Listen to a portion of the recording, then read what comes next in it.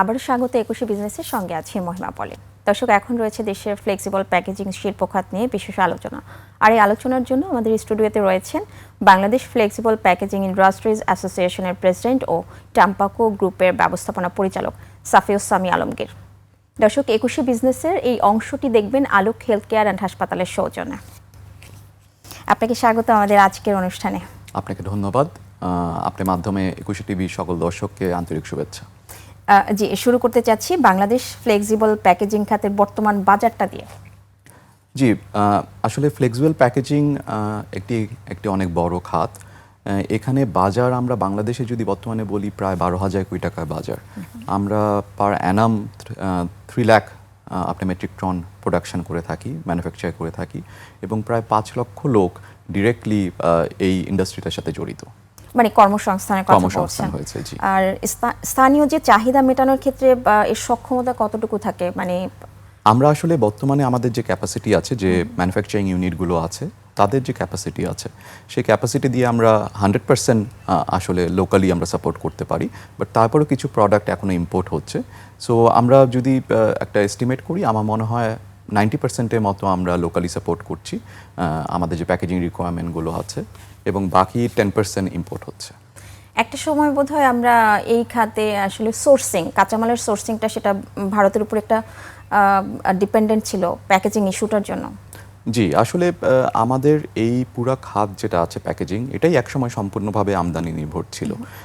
1978-এর দিকে আমরা আসলে এবং 80s-এর দিকে আমাদের ইন্ডাস্ট্রিটা আস্তে আস্তে ডেভেলপ করা শুরু করে, এবং 2000 সাল বা 2010 সালের পরের থেকে এটা বেশ ভালোভাবে একটা গ্রোথ আমরা দেখতে পাই।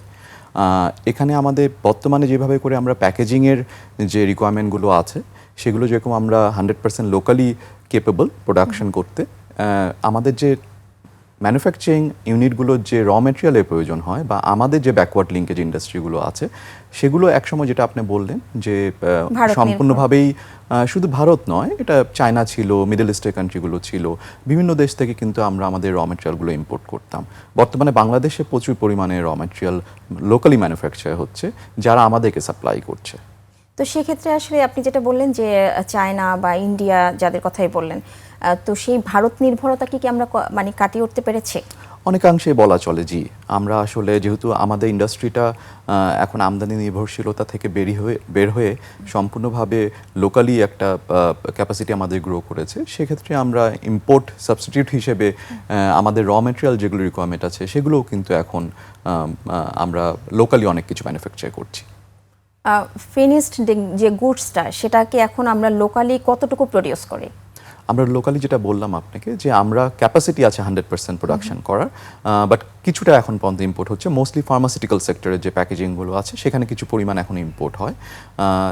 তারপরেও বলা যায় যে আমরা প্রায় 90% লোকালি ম্যানুফ্যাকচার করছি। সেটার সোর্সিং কোথায়? যে আমরা বাকি যেটুকু আমদানি করি সেটার সোর্সিংটা সেটা চায়না থেকে হচ্ছে, সেটা ইন্ডিয়া থেকে কিছু হচ্ছে, ইভেন ভিয়েতনাম আছে, ক্যাম্বোডিয়া আছে, ইন্দোনেশিয়া আছে। ওনারাও প্যাকেজিং মার্কেটে কিন্তু গ্লোবালি বেশ ভালো একটা কন্ট্রিবিউট করছেন।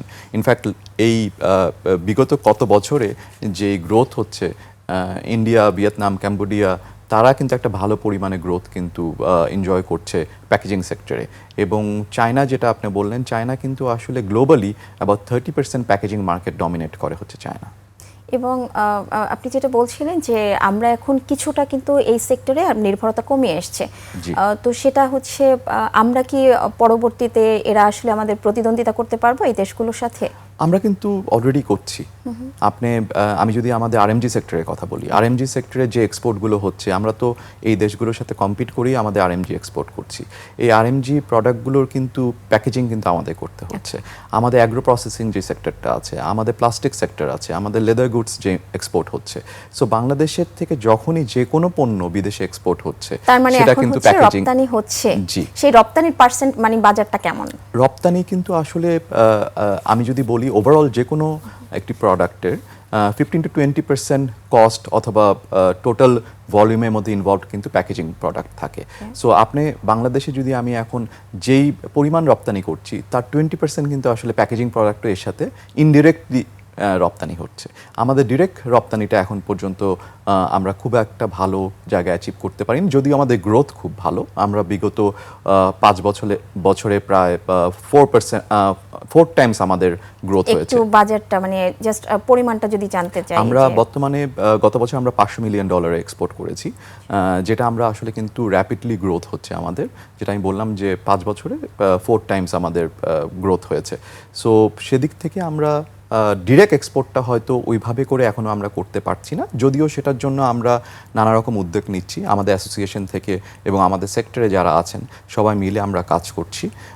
সেখানে আমরা বেশ ভালো একটা রেসপন্স পাচ্ছি। আপনি বলছিলেন যে এটা আসলে র্যাপিডলি গ্রোয়িং একটা সেক্টর, জি। তো সেক্ষেত্রে হচ্ছে আপনারা কোনো সরকারি প্রণোদনা বা আপনাদের বেশ কিছু দাবি ছিল, শুল্ক বা প্রণোদনা বা এই রিলেটেড হচ্ছে বন্ডেড ওয়্যার হাউস, এরকম কিছু দাবি আপনাদের ছিল। এগুলো যদি সবকিছু হচ্ছে আপনাদের সাথে হচ্ছে মিলে যায়, আপনাদের দাবি পূরণ হয়, সেক্ষেত্রে এটা কি পরবর্তীতে হচ্ছে আরো বেশি গ্রো আপ হবে?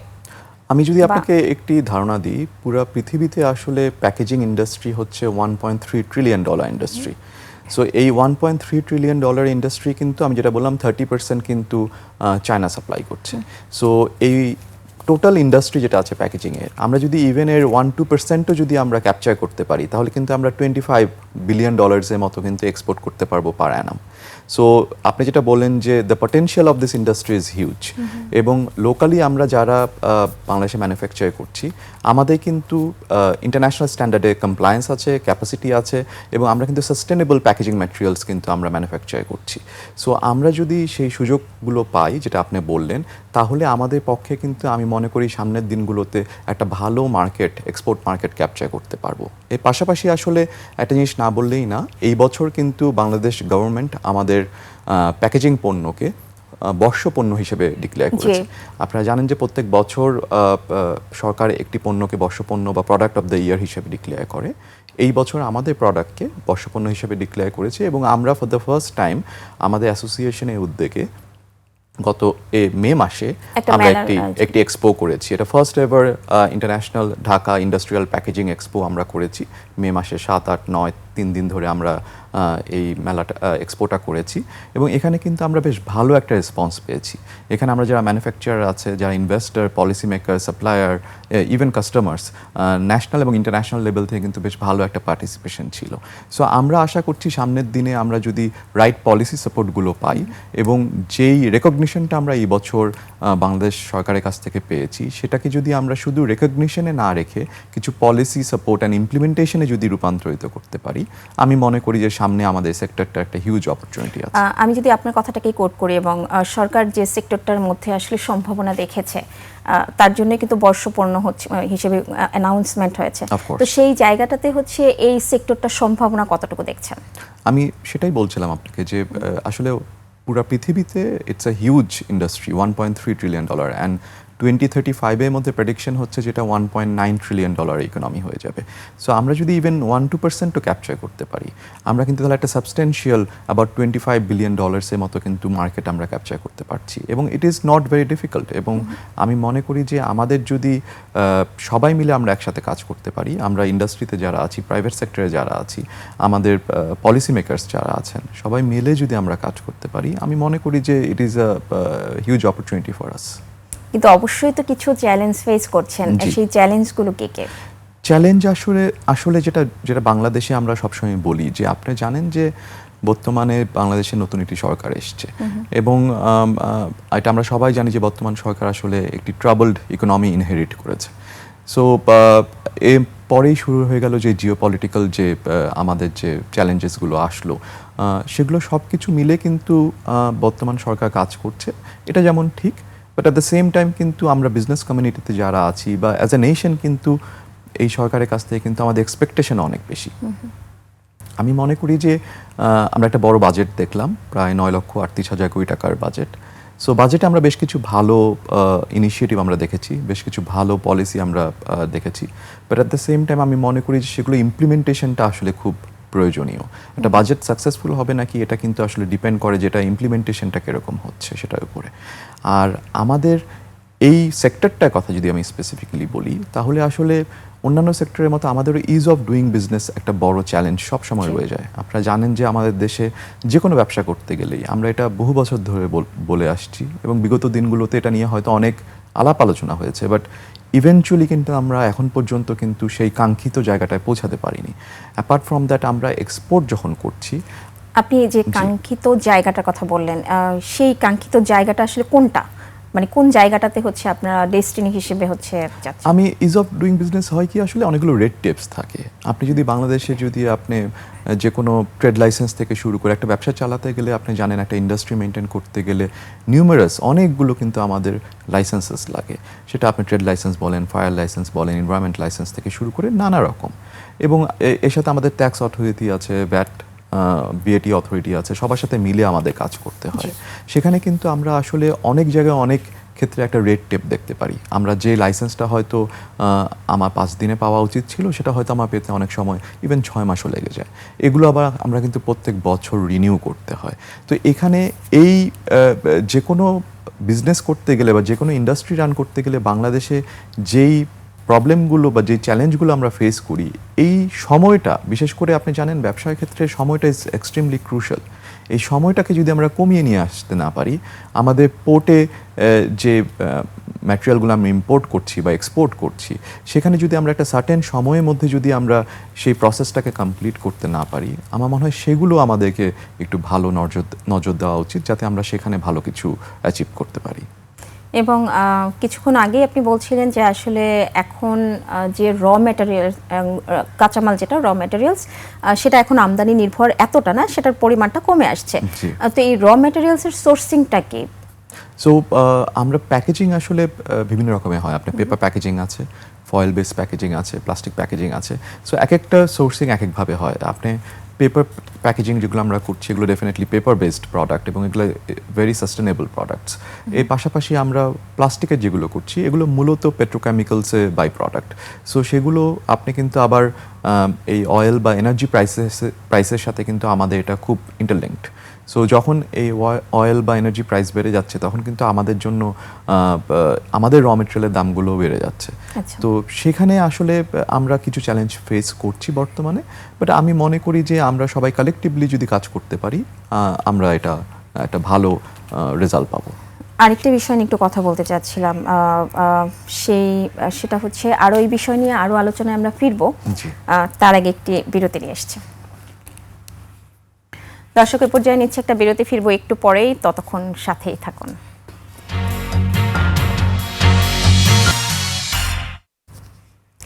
আবারও স্বাগত 21 বিজনেসের সঙ্গে আছে মহিমা পলি। দর্শক, বিরতির আগে দেশের ফ্লেক্সিবল প্যাকেজিং শিল্প খাত নিয়ে কথা বলছিলাম বাংলাদেশ ফ্লেক্সিবল প্যাকেজিং ইন্ডাস্ট্রিজ অ্যাসোসিয়েশনের প্রেসিডেন্ট ও চাম্পাকো গ্রুপের ব্যবস্থাপনা পরিচালক সাফিউস সামি আলমগীর সঙ্গে।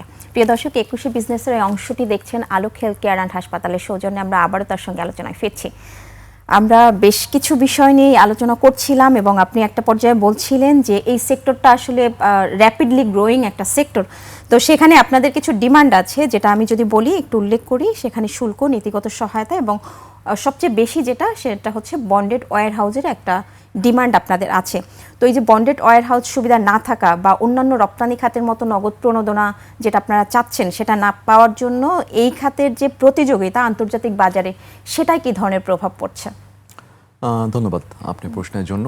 খুব গুরুত্বপূর্ণ একটি প্রশ্ন করেছেন। আসলে আমরা সরকারের পক্ষ থেকে এবং আমরা প্রাইভেট সেক্টর থেকে কিন্তু এক্সপোর্ট ডাইভার্সিফিকেশন নিয়ে অনেক কাজ করছি। বাংলাদেশে কিন্তু আমরা জানি যে we don't have a export problem, we have export concentration problem. So আমরা মূলত একটি সেক্টর আছে আরএমজি সেক্টর, যেটা আসলে আমাদের ইকোনমিতে অনেক কন্ট্রিবিউট করছে এবং এই সেক্টরটাই আমরা একটা সার্টেন এক্সপোর্ট প্রসিডস কিন্তু নিয়ে আসছে। এখন এক্সপোর্ট ডাইভার্সিফিকেশন করতে গেলে আমরা প্যাকেজিং বলেন, আপনি লাইট ইঞ্জিনিয়ারিং বলেন, অ্যাগ্রো প্রসেসিং আছে, ফার্মাসিউটিক্যালস আছে, আইটি ইন্ডাস্ট্রি আছে। এই ইন্ডাস্ট্রিগুলো কিন্তু আসলে আমাদের প্রচুর অপরচুনিটি আছে বা পটেনশিয়াল আছে। এখন এই ইন্ডাস্ট্রিগুলোতে আমি একটা জিনিস সবসময় বলি যে বাংলাদেশের একটা স্ট্রেংথ কিন্তু আমাদেরকে বুঝতে হবে যে আমরা আরএমজিতে ওয়ার্ল্ডে one of the leading exporter, কিন্তু বাংলাদেশে কি কোনো গ্লোবাল অ্যাপারেল ব্র্যান্ডের নাম আপনি বলতে পারবেন? বাংলাদেশে কি কোনো H&M বা জারার মতো বা মার্কস অ্যান্ড স্পেন্সারের মতো কোনো ব্র্যান্ড হয়েছে? এটা কিন্তু অনেকে ফেলিয়ার মনে করতে পারে। আমি কিন্তু এটাকে আমাদের আসলে একটা সাকসেস স্টোরি মনে করি। কারণ হচ্ছে আমরা গুড অ্যাট ম্যানুফ্যাকচারিং, আমরা ভালো ম্যানুফ্যাকচার করতে পারি, আমরা একটা competitive price quality product manufacture করতে পারি। এই যে ব্যাকওয়ার্ড লিঙ্কেজের যে মডেলটা, এই মডেলটা কিন্তু আমরা যদি চেষ্টা করি রেপ্লিকেট করতে, যে ইন্ডাস্ট্রিগুলোর কথা আমি বললাম, packaging, light engineering, pharmaceuticals, so এই সেক্টরগুলোতে যদি আমরা এই মডেলটাকে রেপ্লিকেট করতে পারি, আমার মনে হয় আমাদের জন্য কিন্তু তাহলে একটা অনেক বড় অপরচুনিটি থাকবে। এবং এক্সপোর্টের ক্ষেত্রে আমাদের একটা জিনিস মাথায় রাখতে হবে যে এক্সপোর্ট ডাইভার্সিফিকেশনে আসলে আরএমজিকে আমরা যেভাবে দেখি সেভাবে যদি আমরা অন্য সেক্টরগুলোকে নিয়ে এক্সপোর্টে কাজ করতে চাই, তাহলে হয়তো আমরা একটু ভুল করব। কারণ আরএমজি যখন একটা ফ্যাক্টরি বাংলাদেশে কেউ দিচ্ছেন বা কেউ বাংলাদেশে একটা ইন্ডাস্ট্রি করছেন, উনি কিন্তু আসলে এক্সপোর্টের কথা মাথায় রেখেই কিন্তু একটা ফ্যাক্টরি করছেন। আচ্ছা। কিন্তু আমরা যারা অন্যান্য সেক্টর আছি, আপনি ফার্মাসিউটিক্যাল বলেন, লেদার গুডস বলেন, ইঞ্জিনিয়ারিং, লাইট ইঞ্জিনিয়ারিং হোক, অথবা ইভেন প্যাকেজিং সেক্টরের কথা যদি বলি, আমরা কিন্তু আসলে লোকাল যে মার্কেটটা আছে, লোকাল মার্কেটের জন্য কিন্তু আমরা আমাদের ইন্ডাস্ট্রিটা করি। সো একটি ইন্ডাস্ট্রি বা ব্যবসা যখন আমরা লোকাল মার্কেটের জন্য করছি, লোকাল মার্কেটে যদি আমরা সাকসেসফুল হতে না পারি, তাহলে কিন্তু আমরা এক্সপোর্টের জন্য আগাতে পারবো না। আচ্ছা। লোকাল মার্কেটে সাকসেসফুল হতে আমাদের, যেগুলো আপনি বললেন, যে আমাদের ডেফিনেটলি এখন বেশ কিছু চ্যালেঞ্জিং টাইমের মধ্যে দিয়ে আমরা যাচ্ছি বর্তমানে। ইন টার্মস অফ আপনি যদি বলেন যে আমাদের কনফিডেন্স, ইনভেস্টার কনফিডেন্সটা কিন্তু আসলে আমাদের আরও বেটার হওয়ার একটা সময়। আমার মনে হয় আমরা ট্রানজিশন পিরিয়ডের মধ্যে দিয়ে যাচ্ছি।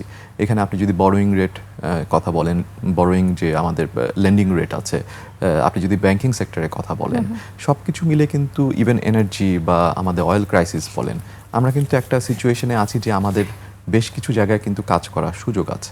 সো লোকাল মার্কেটে যদি আমরা সাকসেসফুল হতে পারি, তাহলে কিন্তু এক্সপোর্ট মার্কেটে আমরা যেই দাবিগুলো আমাদের আছে, যে কিছু ইনসেনটিভ এবং কিছু আমাদের ডিউটি ড্রব্যাকের যে ইস্যুগুলো আছে, অথবা বন্ড ফ্যাসিলিটির যে ইস্যুগুলো আছে, সেগুলো সাপোর্টগুলো পেলে কিন্তু আমরা আমাদের যেই অ্যাচিভমেন্টটা করতে চাচ্ছি বা যেই জায়গায় আমরা, প্রত্যাশা থাকছে যে যেহেতু আসলে একটা গ্রোয়িং একটা সেক্টর, সেক্ষেত্রে এই বিষয়গুলো অবশ্যই দেখা হবে। একেবারে ছোট্ট করে একটু জানতে চাইবো যে সরকার আপনাদের হচ্ছে 2026 সালে যে বর্ষপণ্য হিসেবে অ্যানাউন্স করেছে এই সেক্টরটাকে, সেখানে একটা টার্গেট দিয়েছে যেটা হচ্ছে $13 বিলিয়ন মতো।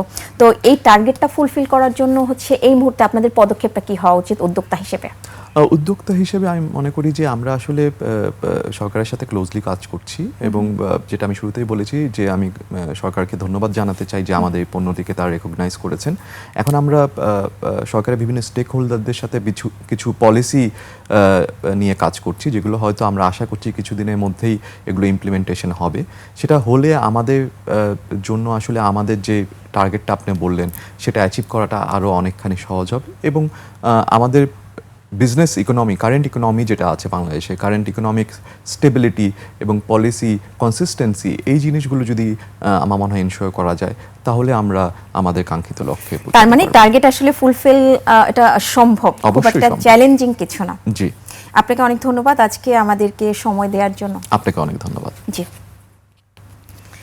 দর্শক, এতক্ষণ দেশের ফ্লেক্সিবল প্যাকেজিং শিল্প খাতের নানা দিক ও করণীয় নিয়ে কথা বলছিলেন বাংলাদেশ ফ্লেক্সিবল প্যাকেজিং ইন্ডাস্ট্রিজ অ্যাসোসিয়েশনের প্রেসিডেন্ট ও টাম্পাকো গ্রুপের ব্যবস্থাপনা পরিচালক সাফিউস সামি আলমগীর।